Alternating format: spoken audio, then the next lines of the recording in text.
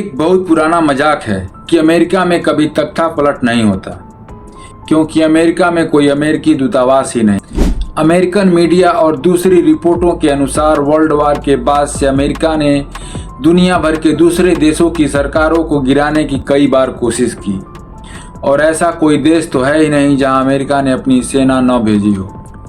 बस यह समझ लीजिए कि दुनिया के दूर दराज किसी भी कोने में छोटे से छोटे देश में भी जो कुछ हो रहा है वहां अमेरिका कूद पड़ता है। आंकड़े ये बताते हैं कि 1776 में जब से अमेरिका का जन्म हुआ तब से शुरुआती 15 से 20 सालों को अगर छोड़ दिया जाए, इन 200 से अधिक सालों तक वह किसी न किसी देश में जंग लड़ता ही रहा है। अब सवाल यह है कि करीब 8 अरब की आबादी वाली इस दुनिया में जो लगभग 195 देशों का समूह है, वो बाकी दुनिया के देशों में हमेशा अपना हुक्म क्यों चलाना चाहता है?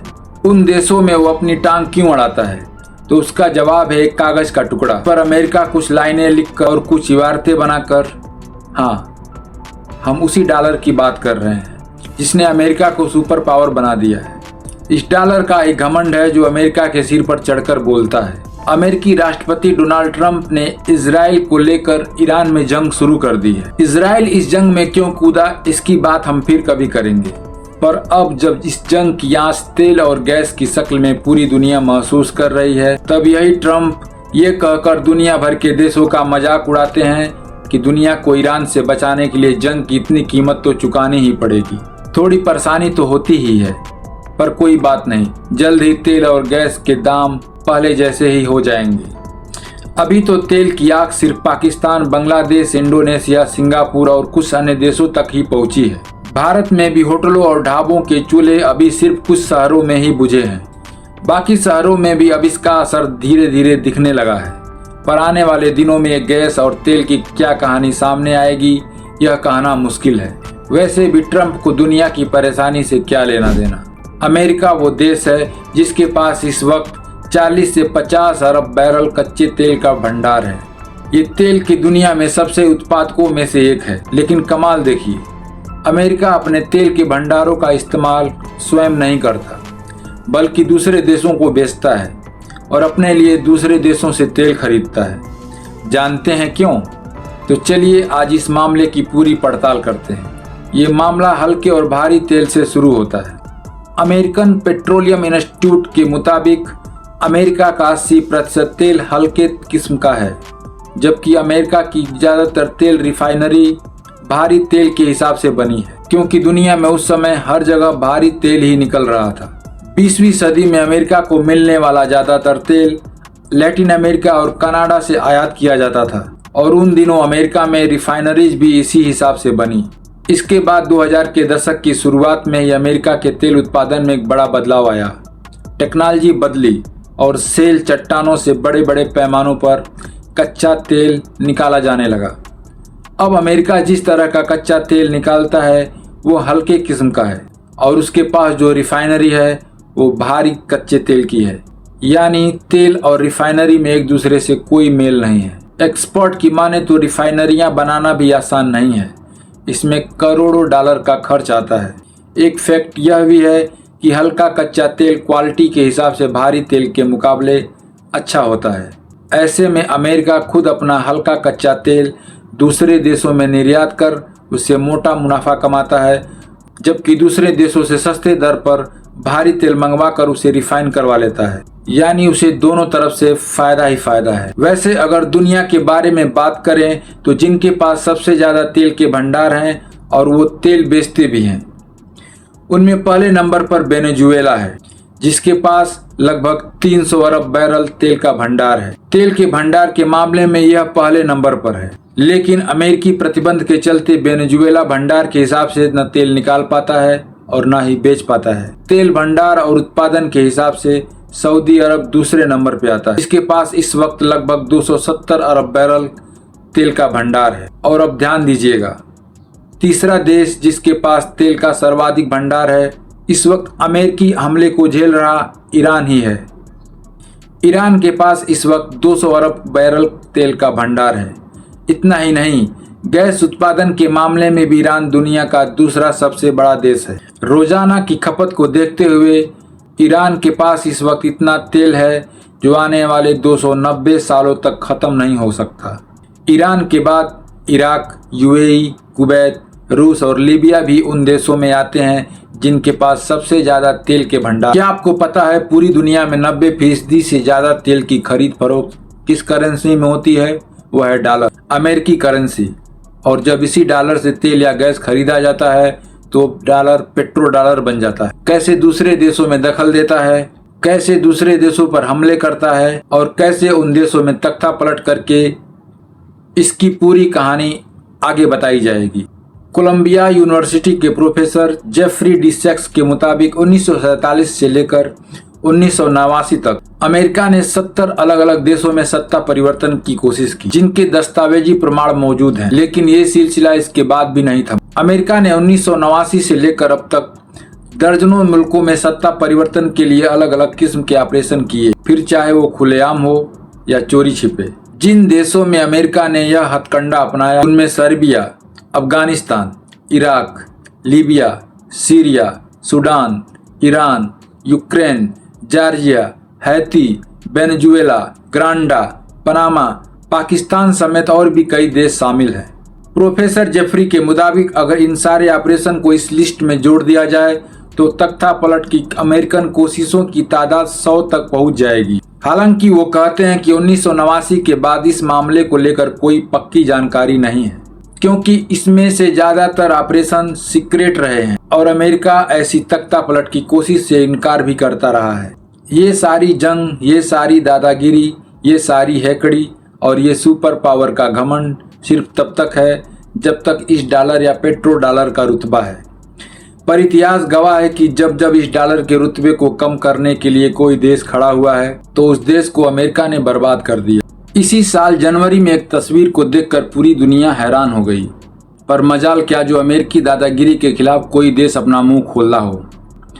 एक देश के राष्ट्रपति और उसकी पत्नी को उन्हीं के देश में घुसकर अमेरिका ने पहले बंधक बनाया, फिर अमेरिका लाता है और इसके बाद दोनों को जेलों में डाल दिया जाता है। याद रखिए, ये वही वेनेजुएला है जिसके पास दुनिया भर में मौजूद तेल के भंडार का अकेले 17% हिस्सा है। वेनेजुएला तेल उत्पादन के मामले में दुनिया का सबसे बड़ा देश है। एक रिपोर्ट के मुताबिक वेनेजुएला में कुल 303 अरब बैरल तेल का भंडार है। इसलिए अमेरिका को वेनेजुएला या उसके राष्ट्रपति से कोई मतलब नहीं, उसको सिर्फ मतलब है उसके तेल से, और अब वो उसके कब्जे में है। यानी तेल के भंडार वाला दुनिया का सबसे बड़ा देश अब एक तरह से अमेरिका के कब्जे में है। सद्दाम हुसैन की कहानी तो आपको याद ही होगी।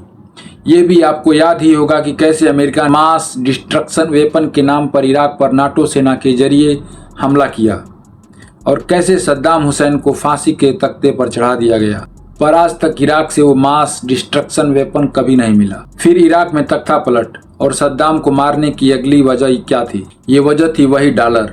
एक रिपोर्ट के मुताबिक इराक पर अमेरिकी हमले से करीब 3 महीने पहले सद्दाम हुसैन ने अपने कैबिनेट में एक फैसला किया था। फैसला ये हुआ कि अब इराक तेल का कारोबार डॉलर में नहीं बल्कि यूरो में करेगा।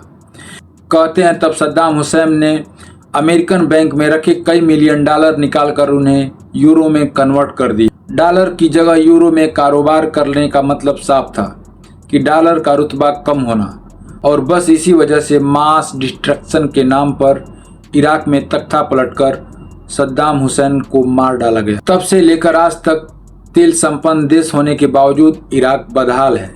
लीबिया पर लगभग 40 साल हुकूमत करने वाले कर्नल गद्दाफी की कहानी भी सद्दाम हुसैन से ही मिलती है। अमेरिका ने गद्दाफी पर मानवाधिकार के उल्लंघन का इल्जाम लगाया था और 2011 में लीबिया में तख्ता पलटकर वो हालात पैदा कर दिए कि कर्नल गद्दाफी को मार दिया गया। साल 2011 के बाद से आज तक कभी एक संपन्न देश रहा लीबिया बदहाली के कगार पर है। अमेरिका को तब भी कर्नल गद्दाफी की हुकूमत या लीबिया में मानवाधिकार के उल्लंघन से कोई लेना देना नहीं था। असल कहानी ये थी कि 2009 में कर्नल गद्दाफी, जो तब अमेरिकन यूनियन के प्रेसिडेंट भी थे, अमेरिकन देशों के लिए ट्रेड के वास्ते डॉलर की जगह एक नई करेंसी गोल्ड दिनार शुरू करने का प्रस्ताव ला चुके थे। नाइजीरिया, ट्यूनीसिया, इजिप्ट और अंगोला इसके लिए राजी भी हो चुके थे। यानी इन देशों में अब व्यापार में लेन देन के लिए डॉलर की जगह गोल्ड दिनार का चलन में आने वाला था। तब अमेरिका को यह भी खबर लग गई थी कि कर्नल गद्दाफी बड़े पैमाने पर गोल्ड रिजर्व कर रहा था। असल में किसी देश की करेंसी की वैल्यू उस देश के नेशनल बैंक में जमा गोल्ड यानी सोने से आंकी जाती है। बस यह पता चलते ही मानवाधिकार के उल्लंघन का राग अलापते हुए अमेरिका ने नाटो देश के बाद से लीबिया में भी तख्ता पलटकर गद्दाफी को रास्ते से हटा दिया। डॉलर को सीधे चुनौती देने जा रहे इन देशों के हालात आपके सामने हैं। दुनिया भर के देशों में करीब 96% कारोबार, ट्रेड या लेन देन के लिए डॉलर का ही इस्तेमाल होता है और डॉलर की इसी ताकत की वजह से अमेरिका सुपर पावर बना हुआ है। पर क्या डॉलर का यह रुतबा कभी खत्म हो सकता है? साल 2024 के हुए ब्रिक्स समिट के दौरान रूस के राष्ट्रपति व्लादिमीर पुतिन ने ब्रिक्स और उसके समर्थक देशों के लिए एक नई करेंसी लाने का प्रस्ताव रखा था। अपने नाम के हिसाब से ब्रिक्स के कुल 5 देश मेंबर हैं: ब्राजील, रसिया, इंडिया, चीन, साउथ अफ्रीका और इसके अलावा ईरान, यूएई, इजिप्ट और इथियोपिया को भी इसमें शामिल किया जाना था। ब्रिक्स में शामिल देशों की कुल जीडीपी दुनिया भर के देशों का 37% है, जबकि आबादी के हिसाब से सिर्फ ब्रिक्स से जुड़े देशों की आबादी दुनिया भर की आबादी का 45% है। अब जरा सोचिए, अगर ब्रिक्स अपनी करेंसी ले आता है तो डॉलर का क्या होगा? पर ब्रिक्स को भी पता है वो जो भी करेंसी लाएगा उसकी वैल्यू डॉलर से ही आंकी जाएगी। बस इसीलिए ब्रिक्स ने यह तय किया है कि प्रस्तावित नई करेंसी डॉलर से नहीं, 40% सोने के कुल भंडार और 60% इन देशों की अपनी करेंसी की वैल्यू से। ब्रिक्स का प्लान यही है कि आने वाले वक्त में अलग अलग देशों के साथ जो भी व्यापार वो डॉलर से नहीं बल्कि ब्रिक्स की अपनी करेंसी से हो। भारत ब्रिक्स का एक अहम मेंबर है। पुतिन ने ब्रिक्स की नई करेंसी बेशक 2024 में प्रस्तावित की हो, पर उससे पहले ही 11 जुलाई 2022 को भारत सरकार ने एक बेहद अहम ऐलान किया। ऐलान यह है कि भारत अपने ट्रेड दूसरे देशों के साथ भारतीय रुपयों में करेगा। इस ऐलान के बाद देशों की नेशनल बैंकों ने भारत में अपनी ब्रांच भी खोलनी शुरू कर दी। जाहिर है ये ऐलान अमेरिका को भी बुरा लगा होगा। पता है कि सिर्फ इंडियन करेंसी से ट्रेड करने का मतलब तब तक कोई नहीं है जब तक रुपये की वैल्यू मजबूत न हो, और किसी भी देश की करेंसी तब मजबूत होती है जब उस देश में सोने का भंडार यानी रिजर्व गोल्ड ज़्यादा हो। रिजर्व बैंक ऑफ इंडिया ने 2017 के बाद से ही बड़े पैमाने पर गोल्ड खरीदना शुरू कर दिया था। 2024 में तो भारत गोल्ड खरीदने के मामले में दुनिया का दूसरा सबसे बड़ा देश था। इस वक्त पूरी दुनिया में सोने का भंडार रखने के मामले में भारत 8वें नंबर पर है।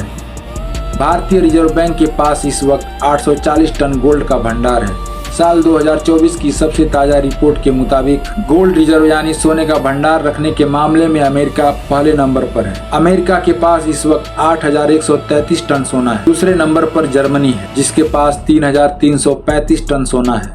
2451 टन सोना के साथ इटली तीसरे नंबर पर है। चौथे नंबर पर फ्रांस है जिसके पास 2436 टन सोना है। 5वें नंबर पर रूस है जिसके पास 2335 टन सोना है। 6ठे नंबर पर चीन है जिसके पास 2254 टन सोना है। 845 टन सोना के साथ जापान 7वें नंबर पर है, जबकि 840 टन सोना के साथ भारत 8वें नंबर पर है।